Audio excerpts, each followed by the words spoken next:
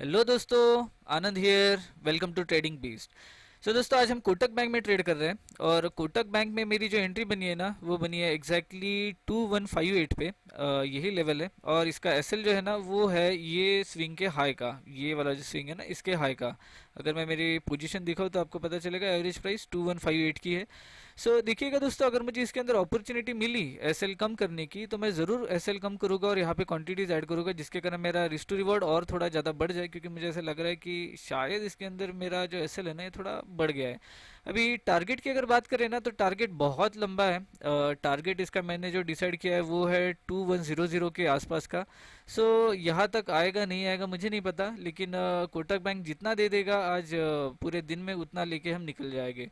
सो पहले तो वेट करते हैं और देखते हैं कि ये ट्रेड कैसा भागता है। इसके बाद इसके पीछे के लॉजिक, मेरी ऑर्डर बुक, सारी की सारी चीज़ें मैं आपको एक्सप्लेन करता हूँ, लेकिन पहले हम देखते हैं कि ये ट्रेड कैसा जाता है। सो दोस्तों, कोटक बैंक ने मुझे क्वांटिटीज ऐड करने की कोई अपॉर्चुनिटी दी नहीं, इसके कारण एसएल भी मेरा कुछ छोटा हो नहीं पाया। और दूसरी बात है, नहीं टारगेट के लिए एक अपडेट है इसके अंदर, वो है कि टारगेट जो है इसको मैंने थोड़ा मॉडिफाई कर लिया है। और यहाँ पे मतलब मॉडिफाई इन द सेंस, यहाँ पे मैं थोड़ी बहुत क्वांटिटीज बुक करूँगा और यहाँ पे फिर बाकी क्वांटिटीज बुक करने की कोशिश करूँगा, क्योंकि यहाँ पे इसको हर्डल आ सकता है जो कि है 2127.50 के आसपास की लेवल। और मैं ये भी बताता हूँ कि ये लेवल्स मैंने कैसे फाइंड किए, लेकिन पहले तो हम देखते हैं कि ये ट्रेड कैसा जाता है। अभी फिलहाल में तो हमारे डायरेक्शन में भाग रहा है और मोस्ट प्रोबेबली ये टारगेट आराम से इसको हिट करना चाहिए, जो कि 1:3 के आसपास का एक रिस्क टू रिवॉर्ड रहेगा। और ये होने के बाद फिर मैं आगे फिर से वीडियो को अपडेट करता हूँ। सो दोस्तों, ये जहाँ पे प्राइस रुकी हुई है ना, ये थोड़ी सी डेंजर सिचुएशन है। देखिएगा, ये है एग्जैक्ट 2130, और वैसे भी ये 2130 हमारे लिए मतलब डेंजर नहीं है। ये देखिए, हमारे एग्जैक्ट लेवल पे एक दिन पहले यहाँ पे ब्लिप आया था। ये जो ब्लिप है ना, ये हमारे प्राइस को थोड़ा बहुत डिस्टॉर्ट कर देता है। दैट इज़ वाई हमको क्या करना है ना, हमको सिर्फ इसको ऑब्जर्व करना है। और अगर ये जो आपको छोटी सी 5 मिनट्स के अंदर की जो रेंज दिखाई दे रही है ना, ये अगर अपसेट ब्रेक हो जाता है तो मैं मेरा टोटल ट्रेड एग्जिट कर दूंगा। सो दोस्तों, वेट करते हैं और देखते हैं आगे क्या होता है ट्रेड में। सो दोस्तों, कोटक बैंक को हमने एग्जिट कर दिया है और हमें जो एग्जिट मिला है वो मिला है करीबन 2137.40 पे। एक मार्केट ऑर्डर पे मैंने एग्जिट कर दिया। और रिस्क रिवॉर्ड अगर देखें ना, तो इसके अंदर रिस्क टू रिवॉर्ड हमें मिला है 1:2 का। बहुत ज़्यादा नहीं है, लेकिन ठीक है, चलिए कोई बात नहीं। देखिए, ये थोड़ा सा ऊपर है, 1:2 का रिस्क रिवॉर्ड इसके अंदर हमें मिला हुआ है। अभी देखिए, इसके अंदर मेन प्रॉब्लम यही हो गया कि सुबह जब मैंने एंट्री ली ना, तो मेरा एसएल थोड़ा बड़ा हो गया। इसके बाद मैंने अपॉर्चुनिटीज़ देखी कि शायद मुझे ऐसा कोई चांस मिले जिसके अंदर मैं क्वांटिटीज़ ऐड कर सकूँ और एसएल थोड़ा छोटा कर सकूँ, जिसके कारण हमारा रिस्क टू रिवॉर्ड बढ़ जाए। लेकिन ऐसी कोई हमें अपॉर्चुनिटी मिली नहीं और उसके बाद ट्रेड अच्छा भागा है। ऐसा कुछ नहीं कि ट्रेड गया नहीं करके, ट्रेड अच्छा भागा। और हमारे एसएल से सिर्फ 2-2.5 रुपए के दूरी पे ही इसने टर्न होने की कोशिश की। हो सकता है यहाँ से फिर से आके नीचे गिर जाए, लेकिन मैं यहाँ पे डर गया। सही बताऊँ तो यहाँ पे मैं डर गया। मुझे लगा शायद प्राइस रिवर्सल कर दे, दैट इज़ वाई मैंने सोचा कि यहाँ पे एग्जिट करने अच्छा रहेगा, इसीलिए मैं एग्जिट हो गया। अभी अगर मैं मेरी ऑर्डर बुक दिखाऊँ तो पहले तो मैं इसे रिफ्रेश कर देता हूँ। देखिएगा, कोटक बैंक पहला कैंसल्ड ऑर्डर, उसके बाद मैंने फिर से इसको सेल किया हुआ है 2158 पे। और 2158 पे सेल होने के बाद यहाँ पे मैंने अभी प्रॉफिट बुकिंग किया है 2137.40 पे, जो कि मैंने अभी आपको प्राइस बताई थी। ये हमारा एसएल था जो कि मैंने मॉडिफाई किया था। हमारी जो एंट्री प्राइस है ना, इसके भी 50 पैसा थोड़ा आगे लगा के रखा था मैंने, क्योंकि सोचा कि अगर प्राइस रिवर्स भी हो जाए तो भी नहीं कुछ, तो हमारा नो प्रॉफिट नो लॉस में तो भी दिन निकले, इसीलिए 2157.50 ये हमारा एसएल था।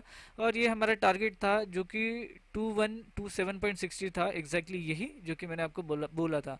सो यहाँ से प्राइस रिवर्स कर ली थी, इसलिए एग्जिट कर दिया। अभी देखिएगा, इसका मैं लॉजिक आपको एक्सप्लेन कर देता हूँ। तो दोस्तों, चलिए डायरेक्टली हम ट्रेड को समझने की कोशिश करते हैं। सबसे पहले तो डेली टाइम फ्रेम पे जाते हैं, और डेली में छोड़िए, पहले तो इसको वीकली में देखिए। वीकली में ये बहुत ही अच्छा स्विंग ट्रेडिंग का भी एक स्टॉक था। देखिए, ये ट्रेंड लाइन थी, ट्रेंड लाइन यहाँ ब्रेक होगी और एग्जैक्टली यही सपोर्ट से इसने सपोर्ट लेते हुए क्या स्ट्रेंथ के साथ ही ऊपर भाग रहा है।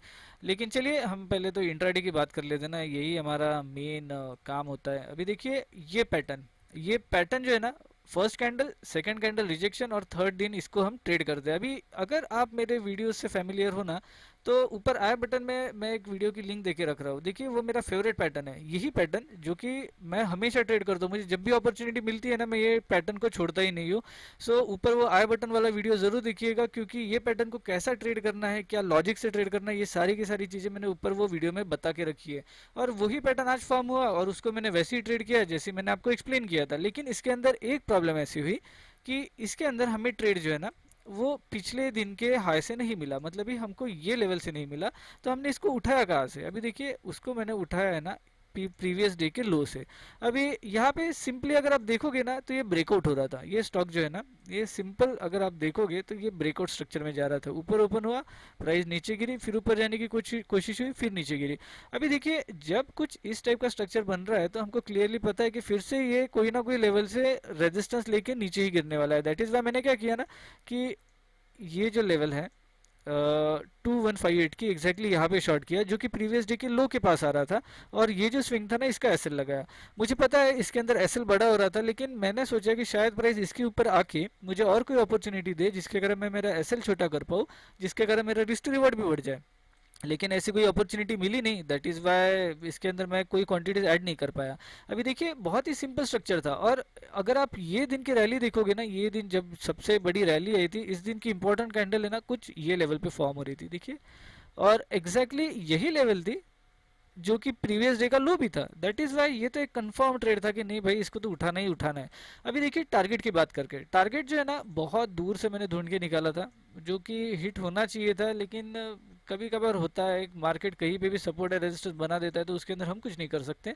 अभी देखिएगा ये है नवंबर 2021। सो देखिए यहाँ पे क्या हो रहा है, प्राइस जो है यहाँ से ऐसे गिरी, फिर ऊपर जाने की कोशिश की, फिर ये नीचे गिर गई। अभी देखिए एग्जैक्ट यही लेवल है 2127.60, और इसी को तो मैंने मेरा टारगेट सेट किया था। लेकिन प्राइस ने क्या किया है देखिए, जिस दिन प्राइस ये लेवल से ऊपर गई थी ना, ये लेवल को ब्रेक करते ऊपर गई थी, तब यहाँ पे देखिए यहाँ पे ये छोटा सा ब्लिप आया था, जो कि मैंने आपको पहले भी वीडियो में एक्सप्लेन किया था। ये जो ब्लिप था ना छोटा सा, ये इसके लिए रिस्की हो सकता था, ये वाला। ठीक है, मतलब ये प्राइस ऊपर गई, रिजेक्ट होने की कोशिश की, फिर ऊपर भाग गई। और देखोगे आप तो एग्जैक्टली यहीं पे जाने के बाद ये रिजेक्ट हो रहा है। तो इसी कारण क्या हुआ ना कि जब ये रेंज फॉर्म हो गई थी यहाँ पे, ये रेंज फॉर्म हो गई थी ना, तब मैं देख ही रहा था कि नहीं यार एग्जिट कब होना है। और यहाँ पे ये कैंडल फॉर्म हुई तब मुझे पता ही चल गया कि शायद अभी प्राइस नीचे नहीं जा सकती। दैट इज वाई मैं यहाँ पे एग्जिट हो गया। सो पूरा का पूरा लॉजिक जो मैंने ये ट्रेड में यूज़ किया है वो मैंने आपको एक्सप्लेन किया है। देखिए रिलेटिव स्ट्रेंथ करके एक कॉन्सेप्ट होता है, वो भी अगर आप ये ट्रेडिंग के स्टाइल में ऐड कर दो ना, जो कि मैं यूज़ करता हूँ, तो आपके स्टॉक बहुत बढ़िया भागते हैं। अभी कल तक के 1:4 1:5 तक के तो रिस्क टू रिवॉर्ड निकाल लिए, लेकिन कभी कभार ऐसे भी दिन आएंगे जिस वक्त आपको एसएल हो सकता है या फिर कम रिस्क टू रिवॉर्ड मिल सकता है। आने वाले कुछ वीडियोस के अंदर मैं मेरी जो पी एंड एल है ना वो भी मैं आपको शो करूंगा। मैं कंटिन्यूअस 6 या 7 दिन से प्रॉफिटेबल हूँ, लोगों को भरोसा नहीं आता है, इसी कारण मैं शो करूंगा। आप वीडियो से मेरे अपडेट लेते रहिए। अगेन दोस्तों, मेरे ऐसे ही सारे के सारे लॉजिक समझने के लिए मेरी लाइव ट्रेडिंग की प्लेलिस्ट आपके स्क्रीन के ऊपर नज़र आ रही होगी, आप वहाँ से चेक कर सकते हो। और ये वीडियो में बस इतना ही, मिलते हैं नेक्स्ट वीडियो में, बाय।